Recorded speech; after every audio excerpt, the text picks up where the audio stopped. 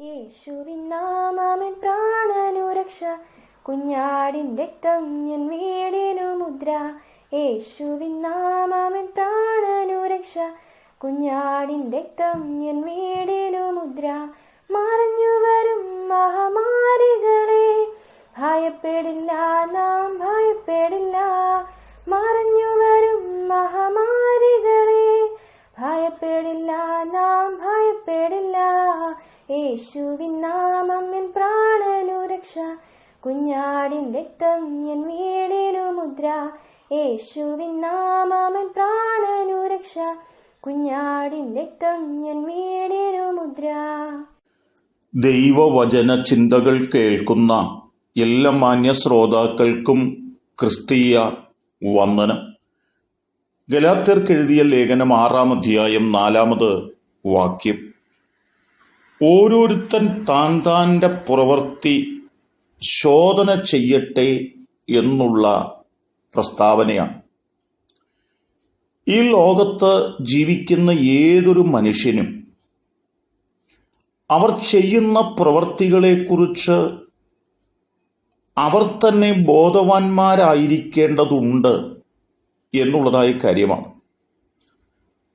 ഒരു പറ്റം ആളുകൾ എന്തൊക്കെയോ ചെയ്യുന്നു എങ്കിലും അവർ ചെയ്യുന്ന പ്രവൃത്തികളെക്കുറിച്ചോ അതിൻ്റെ പരിണിത ഫലങ്ങളെക്കുറിച്ചോ അവർ ബോധവാന്മാരല്ലാതിരിക്കെ പൗലോസ് ഗലാത്യയിലെ വിശ്വാസികളോട് പറയുകയാണ്, നിങ്ങളുടെ പ്രവൃത്തികൾ നിങ്ങൾ തന്നെ ശോധന ചെയ്യണം. നിങ്ങൾ ചെയ്യുന്ന പ്രവൃത്തികൾ നിങ്ങൾക്ക് നന്മയ്ക്കാണോ നിങ്ങൾക്ക് തിന്മയ്ക്കാണോ കാരണമാകുന്നത് എന്ന് നിങ്ങൾ കണ്ടെത്തണം എന്നുള്ളതായ വാക്കുകളാണ്. കൊരിന്ത്യർക്കെഴുതിയ 2-ാം ലേഖനം 5-ാം അധ്യായം 10-ാമത് വാക്യത്തിൽ അവനവൻ ശരീരത്തിൽ ഇരിക്കുമ്പോൾ ചെയ്യുന്നത് നല്ലതാകിലും തീയതാകിലും അതിന് തക്കവണ്ണം പ്രാപിക്കേണ്ടതിന് നാം എല്ലാവരും ക്രിസ്തുവിൻ്റെ ന്യായാസനത്തിൻ്റെ മുൻപാകെ വെളിപ്പെടേണ്ടതാകുന്നു.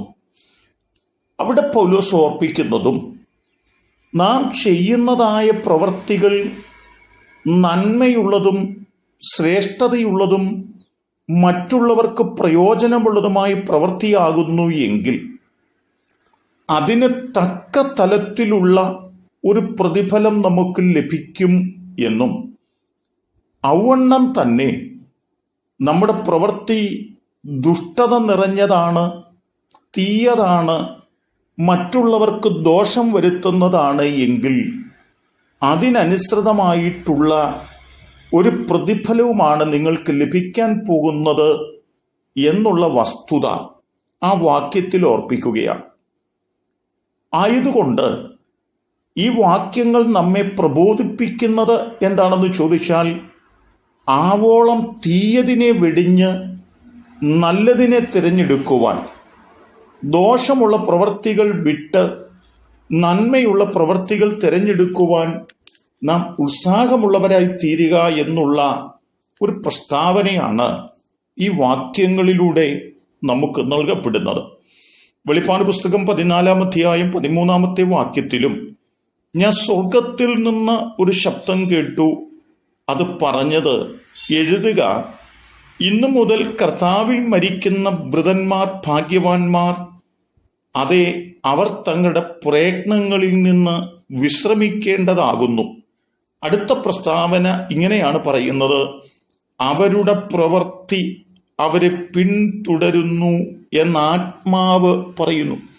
നാം ചെയ്യുന്നതായ പ്രവൃത്തികൾ എന്തോ അത് നമ്മെ പിന്തുടരുന്നു എന്ന് തിരിച്ചറിഞ്ഞ് നമ്മുടെ ഓരോ പ്രവൃത്തികളും ശോധന ചെയ്ത് തീയതിനെ വിട്ട് നല്ലതിനോട് മുറുകെ പിടിക്കുവാൻ, നല്ലതിനോട് ചേർന്ന് നടക്കുവാൻ നാം ഉത്സാഹിക്കണം എന്നുള്ള പദമാണ്. ആകയാൽ എന്നെ കേൾക്കുന്ന പ്രിയപ്പെട്ടവരെ, നമ്മുടെ ജീവിതത്തിലെ ദുഷ്ടതയും തിന്മയുമാകുന്ന തിന്മയുടെ പ്രവൃത്തികൾ വിട്ട് നമുക്ക് നന്മ പ്രവൃത്തികൾ ചെയ്യുവാൻ, നാം ചെയ്യുന്ന പ്രവൃത്തികൾ പരിശോധിച്ച് ഉറപ്പുവരുത്തി അത് നമുക്ക് നന്മയായി തീരുമെന്ന് വിശ്വസിച്ചുകൊണ്ട് നമ്മുടെ ജീവിതം മുൻപോട്ട് കഴിപ്പാൻ നമ്മെ സമർപ്പിക്കാം. അതിനെന്നെ കേൾക്കുന്ന നിങ്ങൾക്കെല്ലാവർക്കും ദൈവം കൃപ നൽകട്ടെ.